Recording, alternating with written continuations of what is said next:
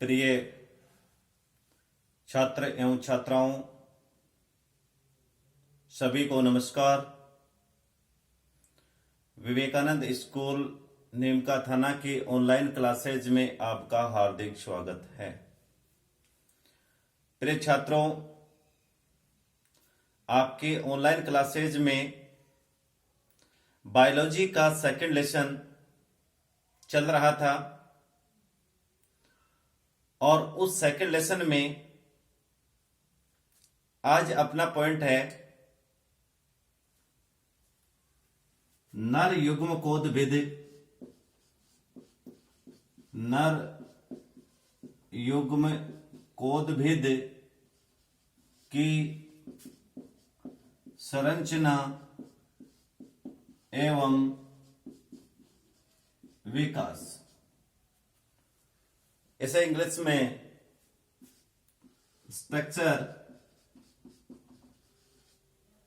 Structure and development of male gametophytes कहते हैं। इसमें नर युग्म कोदभिद के रूप में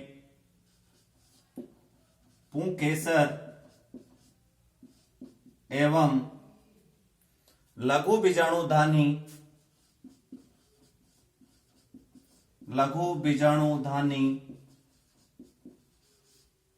का अध्ययन करेंगे। पुंकेसर को स्टामेन एंड लघु बीजाणुधानी को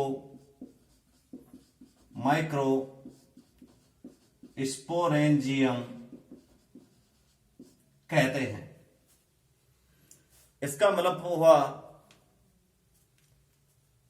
कि नर युग्म कोदभिद और नर युग्म कोदभिद के रूप में किसकी स्टडी करेंगे?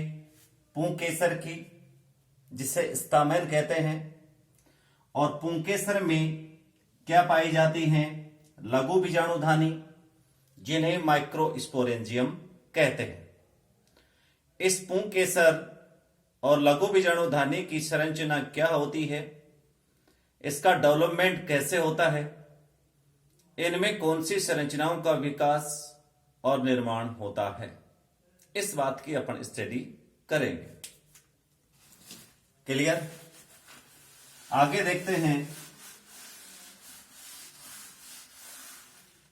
प्रिय छात्रों, आवर्तबीजी पादपों में नर जननांग के रूप में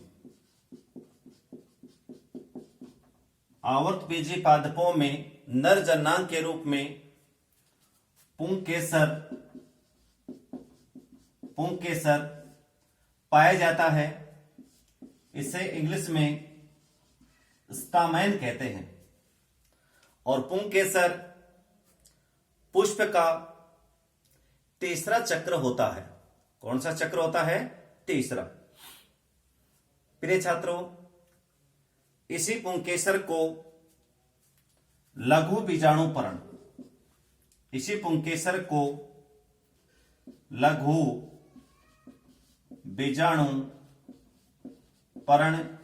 जिसे माइक्रो स्पोरोफिल भी कहते हैं। यानी पौधों में, आवर्तबीजी पादपों में नर जननांग के रूप में पुंकेसर पाया जाता है। और पुंकेसर को ही क्या कहते हैं? लघु बीजाणुपरण। प्रिय छात्रों, एक परिपक्व पुंकेसर में 3 भाग पाए जाते हैं। पुंकेसर की अपन स्ट्रक्चर देखें तो पुंकेसर में क्या क्या पाया जाता है? देखिए, ये एक लंबा डंठल नुमा भाग होता है। यह लंबा डंठल नुमा भाग है और इस भाग में ऊपर की ओर 2 पालियां पाई जाती हैं। यही पाली आपस में एक दूसरे से जुड़ी होती हैं।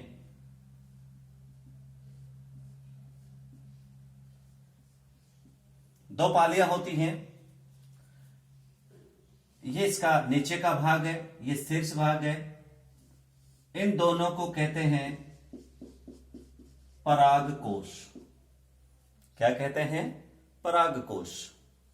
और इन दोनों का ये भाग है, ये कहलाता है योजी। इस लंबे डंठल नुमा भाग को कहते हैं पूतंतु। इसे इंग्लिश में फिलामेंट कहते हैं। इसको कनेक्टिव टिश्यू कहते हैं और इसे एंथर या पोलन सेक कहते हैं। क्लियर साथियों? प्रिय छात्रों, पॉइंट चल रहा है अपना पुंकेसर। पुंकेसर के जनरली 3 भाग पाए जाते हैं। 3 भाग कौन कौन से होते हैं? सबसे पहले होता है पूतंतु, फिर होता है योजी, और फिर होता है परागकोश। इस प्रकार से पुंकेसर 3 भागों में बटा होता है, या पुंकेसर में 3 संरचनाएं पाई जाती हैं।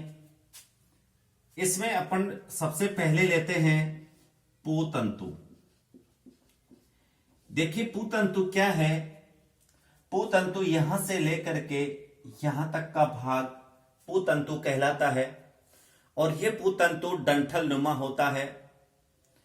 इस पूतंतु का नीचे का भाग पुष्पासन से जुड़ा होता है, यानी निचला भाग किससे जुड़ा होता है? पुष्पासन से।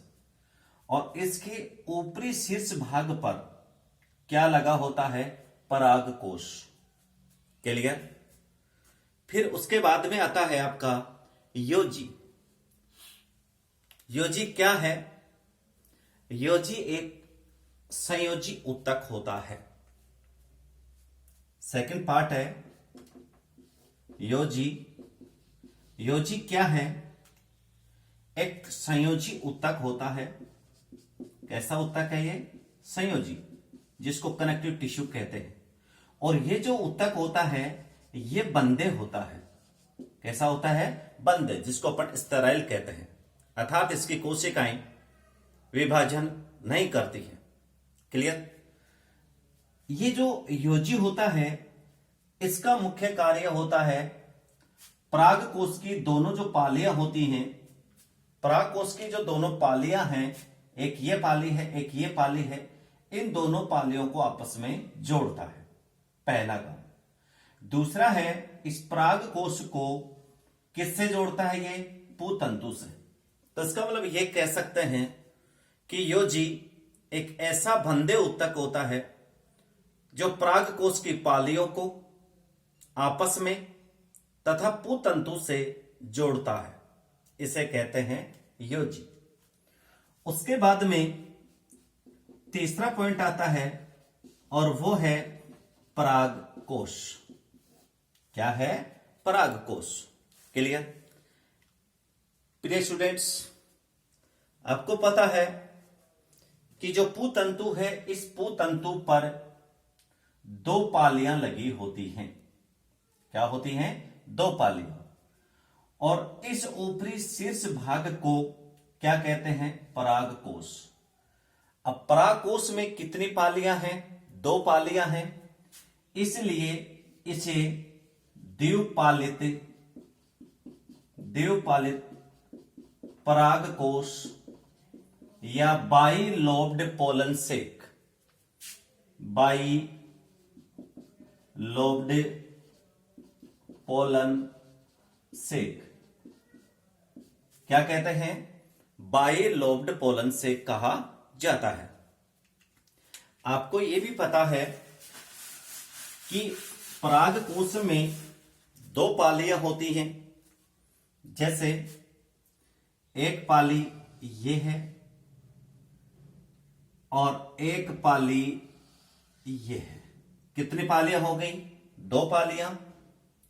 और इन दोनों पालियों को आपस में जोड़ने वाला भाग ये है। जिसे अपन क्या कह रहे हैं, जिसे अपन योजी कह रहे हैं। क्या कह रहे हैं इसे भाग को? योजी। प्रिय छात्रों, प्रत्येक पाली दो प्रकोष्ठों या चैम्बर या कक्ष में, प्रत्येक पाली दो कक्ष, दो प्रकोष्ठ या दो चैम्बर में बटी होती है। तो इस प्रकार से प्रत्येक पाली में कितने कक्ष होंगे? दो। एक पाली में दो कक्ष होंगे, तो दो पालियों में कितने कक्ष होंगे? टोटल 4। तो अपन ये कह सकते हैं कि आवर्तबीजी पादपों के परागकोश में या द्विपालित परागकोश में 4 लघु बीजाणु धानी पाई जाती है। इन गोलाकार संरचनाओं को, ये जो गोलाकार संरचना होती हैं, इन्हें क्या कहते हैं? लघु बीजाणु धानी। क्या कहते हैं? लघु बीजाणु धानी। इन्हीं लघु बीजाणु धानी को परागपुट भी कहते हैं। क्या कहते हैं? परागपुट। तो ध्यान रखना, द्विपालित जो परागकोश होता है, इस द्विपालित परागकोश में लघु बीजाणु धानियों की संख्या कितनी होती है? 4। द्विपालित परागकोश में लघु बीजाणु धानियों की संख्या, लघु बीजाणु धानियों की संख्या कितनी होती है? 4। क्लियर है? प्रिय स्टूडेंट्स, ध्यान रखना, सभी पौधों में परागकोश द्विपालित नहीं होता है, बल्कि एक इसका अपवाद है, और वो क्या है? मालवेसी कुल। ध्यान रखना, कौन सा कुल? मालवेसी। इस मालवेसी कुल का जो परागकोश होता है वो एक पालित होता है, द्विपालित नहीं होता। अर्थात मालवेसी कुल के जो पादप होते हैं, इनके अंदर यदि पुंकेसर देखें तो मालवेसी कुल के पौधों में ये पुंकेसर है, और पुंकेसर का ये पुतंतु है। इस पुतंतु पे देखें तो यहां पर एक ही पाली मिलती है। कितनी पाली? एक ही। और इस पाली में कक्ष वही कितने होंगे? 2। तो इसे कहते हैं एक पालित परागकोश। तो ध्यान रखना, कौन से कुल के पौधों में परागकोश एक पालित होता है, द्विपालित नहीं होता? तो मालवेसी कुल के पौधों में परागकोश एक पालित होता है। क्लियर? और इस एक पालित परागकोश में लघु बीजाणु धानी कितनी होंगी? 2 होंगी। तो ये 2 क्या हैं? लघु बीजाणु धानी है। लघु बीजाणु धानी, लेकिन सभी में नहीं होता, only for presence in Malvaceae families. Malvaceae कुल के पौधों में ये पाई जाती है। क्लियर? प्रिय छात्रों, इन लघु बीजाणु धानियों में, ये जो लघु बीजाणु धानी होती हैं, जो ये गोलाकार संरचना होती हैं, जिन्हें लघु बीजाणु धानी या इन्हीं को परागपुट कहते हैं। इन लघु बीजाणु धानी और परागपुट में किनका निर्माण होता है? लघु बीजाणु या परागकणों। इन गोलाकार संरचनाओं में या तो क्या बनेंगे? लघु बीजाणु या परागकण। ध्यान रखने की बात यह है, लघु बीजाणु और परागकण एक ही चीजें हैं, केवल इनमें विकास का फर्क रहता है। अपरिपक्व संरचनाओं को लघु बीजाणु कहते हैं, और जब लघु बीजाणुओं का पूर्ण रूप से विकास हो जाता है, तब इन्हें क्या कहते हैं? परागकण कहते हैं। क्लियर? प्रिय छात्रों, आगे अगर अपन देखें कि लघु बीजाणु धानी का विकास कैसे होता है, लघु बीजाणु धानी या परागपुट कैसे बनती हैं, तो इसी पॉइंट को आगे बढ़ाते हुए देखिए, इसी पॉइंट को आगे बढ़ाते हुए ये कहते हैं कि जो परागकोश होता है, यह परागकोश अपनी विकास की प्रारंभिक अवस्था में, परागकोश विकास की प्रारंभिक अवस्था में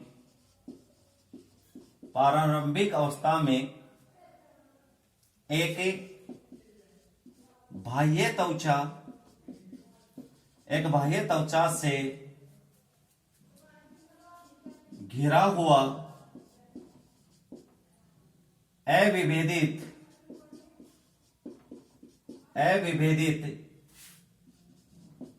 कोशिकाओं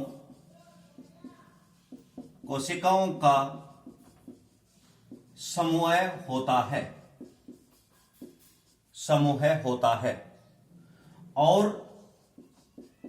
और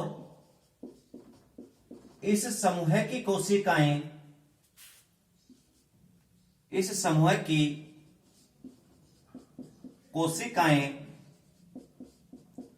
समरूपी होती हैं। तो ध्यान रखना, ये जो परागकोश होता है, इस परागकोश में लघु बीजाणुधानी या परागपुट कैसे बनते हैं, इनका विकास कैसे होता है। तो परागकोश जब प्रारंभिक अवस्था में होता है, जब पूर्ण रूप से डेवलपमेंट नहीं होता है, उस समय परागकोश के चारों तरफ क्या पाया जाता है, बाह्य त्वचा का आवरण, और इस आवरण से घिरी हुई क्या पाई जाती हैं, अविभेदित कोशिकाओं का क्या पाया जाता है, समूह पाया जाता है। और इस समूह की कोशिकाएं जो होती हैं वो समरूपी होती हैं। कैसी होती हैं, समरूपी। क्लियर है। अब आपको पता है कि सभी कोशिकाएं समरूपी हैं, एक जैसी हैं, और इन कोशिकाओं से परागपुट या लघु बीजाणुधानी बनेगी। तो इस अविभेदित कोशिकाओं के समूह में अनेक प्रकार के संरचनात्मक परिवर्तन होते हैं। कौन से परिवर्तन होते हैं, संरचनात्मक, अर्थात अविभेदित कोशिकाओं की समूह की संरचना में क्या होता है, परिवर्तन होता है।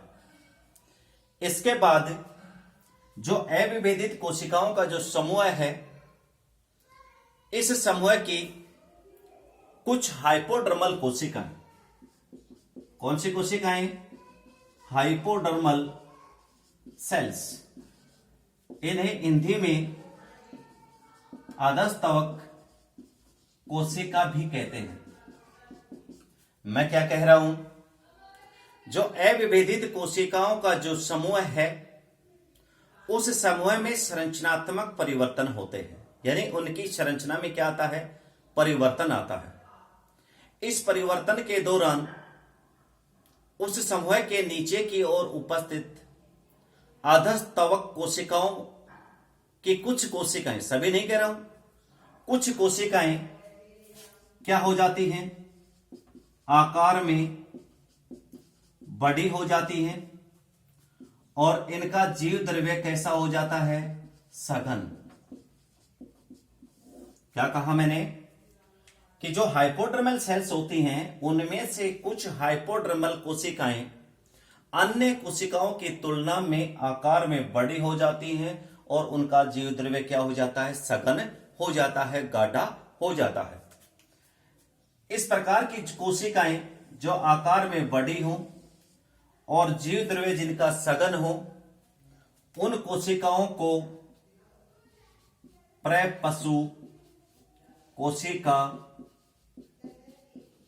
प्रप्रसु कोशिका या आर्कीस्पोरियल सेल्स, आर्कीस्पोरियल सेल्स कहते हैं। ध्यान रखना, ये प्रप्रसु कोशिकाएं हाइपोडर्मल सेल्स होती हैं, और इन हाइपोडर्मल सेल्स की विशेषता होती है कि ये कोशिकाएं अन्य कोशिकाओं की तुलना में आकार में बड़ी होती हैं, और इनका जीव द्रव्य क्या होता है, सघन होता है। क्लियर है। प्रिय छात्रों, इन प्रप्रसु कोशिकाओं में, ये जो कोशिका हैं, इन कोशिकाओं में परिणत विभाजन होता है। कौन सा विभाजन होता है? परिणत। और परिणत विभाजन होने से दो प्रकार की कोशिकाएं बनती हैं। कितने प्रकार की कोशिका बनती हैं? दो प्रकार की। और दो प्रकार की कौन कौन सी हैं? जिसमें से एक को कहते हैं प्रारंभिक भित्तीय कोशिका, जिनमें से एक कोशिका को कहते हैं प्रारंभिक भित्तीय कोशिका और दूसरी कोशिका को कहते हैं प्रारंभिक बीजाणुजन कोशिका। दूसरी को कहते हैं प्रारंभिक बीजाणुजन कोशिका। मैंने क्या कहा? जो प्रप्रसु कोशिका है, जिसका आकार अन्य कोशिकाओं की तुलना में बड़ा होता है, जिसका जीव द्रव्य सघन होता है, उस कोशिका में कौन सा विभाजन होता है? परिणत। और परिणत विभाजन से दो प्रकार की कोशिकाएं बनती हैं। इनमें से एक कोशिका कहलाती है प्रारंभिक भित्तीय कोशिका, जिसको प्राइमरी पैरेटल सेल्स कहते हैं, और सेकंड है प्रारंभिक बीजाणुजन कोशिका। आपको यह भी पता है, ध्यान रखना, देखिए प्रत्येक पॉइंट को एकदम क्लियर से पढ़ते चलना। दो प्रकार की कोशिकाएं बनी हैं, जिनको एक को कहते हैं प्रारंभिक भित्तीय कोशिका और दूसरे को कहते हैं प्रारंभिक बीजाणुजन कोशिका। प्रिय छात्रों, ये जो कोशिका है, ये पराग कोश में कौन सी संरचना बनाती है? इस प्रारंभिक भित्तीय कोशिका के द्वारा पराग कोश की भित्ति का निर्माण होता है। प्रारंभिक भित्तीय कोशिका से पराग कोश की बाह्य भित्ति का निर्माण होता है। क्लियर? तो फिर ये जो सेकंड कोशिका है, इस सेकंड कोशिका के द्वारा क्या बनता है? इस प्रारंभिक बीजाणुजन कोशिका के द्वारा लघु बीजाणु मात्र कोशिका का निर्माण होता है। तो इस प्रकार से प्रप्रसु कोशिका में परिणत विभाजन हुआ और इस परिणत विभाजन से दो प्रकार की कोशिकाएं बनी। दो प्रकार की कोशिकाओं में एक थी प्रारंभिक भित्तीय कोशिका, दूसरी थी प्रारंभिक बीजाणुजन कोशिका। ये जो नई कोशिकाएं बनेंगी, इन नई कोशिकाओं के द्वारा पराग कोश की कौन सी संरचना बनती है? कौन सी संरचना का विकास होता है? तो प्रारंभिक भित्तीय कोशिका के द्वारा पराग कोश की बाह्य भित्ति का निर्माण होगा, जो पराग कोश की सुरक्षा करती है। इसी प्रकार से प्रारंभिक बीजाणुजन कोशिका है, इसके द्वारा किसका निर्माण होगा? लघु बीजाणु मात्र कोशिका, जिसे माइक्रोस्पोर मदर सेल्स। और यही लघु बीजाणु मात्र कोशिका जो होती है, यह सेल डिप्लॉयड होती है। कैसी होती है? डिप्लॉयड, द्विगुणित होती है। और इसी मात्र कोशिका के द्वारा किसका निर्माण होता है? लघु बीजाणु या पराग कण का निर्माण होता है। क्लियर छात्रों? प्रिय छात्रों, जब पराग कोश का परिवर्धन होता है, विकास होता है, उस समय पराग कोश दो स्पष्ट भागों में बटे जाता है। क्या कह रहा हूं? जब पराग कोश का पूर्ण परिवर्धन होता है, जब पूर्ण रूप से विकास होता है, तो पराग कोश दो भागों में बट जाता है। और दो भाग कौन कौन से हैं? बाह्य भाग को कहते हैं पराग कोश की भित्ति। क्या कहते हैं? पराग कोश की भित्ति। और सेकंड भाग को कहते हैं लघु बीजाणु जन कोशिका। सेकंड भाग को क्या कहते हैं? लघु बीजाणु जन्य कोशिका। प्रिय छात्रों, आज के लेक्चर में इतना ही होगा। कल अपन यहां से पढ़ेंगे आगे का पॉइंट। Thank you. ओके।